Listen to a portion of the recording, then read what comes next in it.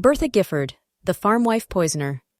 A seemingly ordinary farmwife, a string of mysterious deaths, and a chilling secret hidden beneath the surface.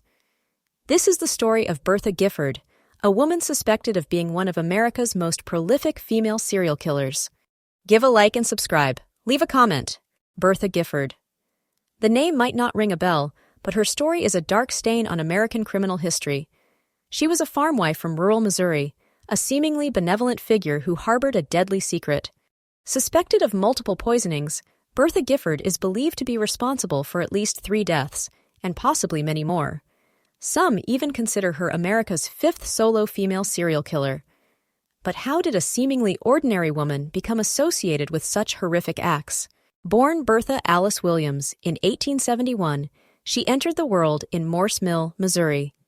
Her parents, William Poindexter Williams and Matilda Lee, raised her in a large family.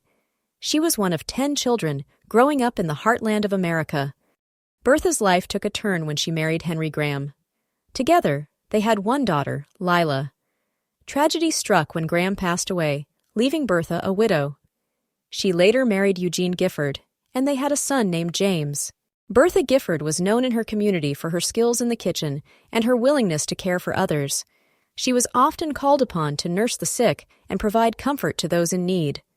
This seemingly benevolent facade, however, hid a dark secret. In the late 1920s, a disturbing pattern began to emerge. 5 deaths occurred among those under Bertha's care, raising suspicions within the small community. Whispers turned into concerns, and eventually, those concerns prompted a grand jury investigation. In 1928, authorities arrested Bertha Gifford in Eureka, Missouri. She was charged with 3 counts of murder, a shocking accusation against a woman known for her caregiving.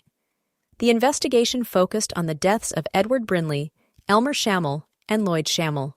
To uncover the truth, investigators exhumed the bodies of Edward Brinley, Elmer, and Lloyd Schammel. Post-mortem examinations were conducted, searching for any clues that might explain their untimely deaths. The results were chilling. Arsenic, a deadly poison, was found in the bodies of the victims. This discovery pointed directly at foul play and solidified the case against Bertha Gifford. The evidence was mounting, and the community waited with bated breath for the trial to begin. The trial was held in Union, Missouri, and lasted for 3 intense days. The prosecution presented their case, highlighting the presence of arsenic in the victims' bodies and Bertha's role as their caregiver. The defense, however, argued that Bertha was not in her right mind. In a stunning turn of events, the jury found Bertha Gifford not guilty by reason of insanity. The verdict shocked many, but it meant that Bertha would not face prison. Instead, she would be committed to a mental institution. Following the trial, Bertha Gifford was committed to Missouri State Hospital #4, a psychiatric institution.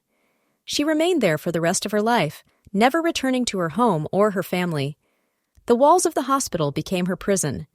Bertha Gifford spent her days within the confines of the institution, away from the community she once served. She died in 1951, leaving behind a legacy of suspicion and unanswered questions.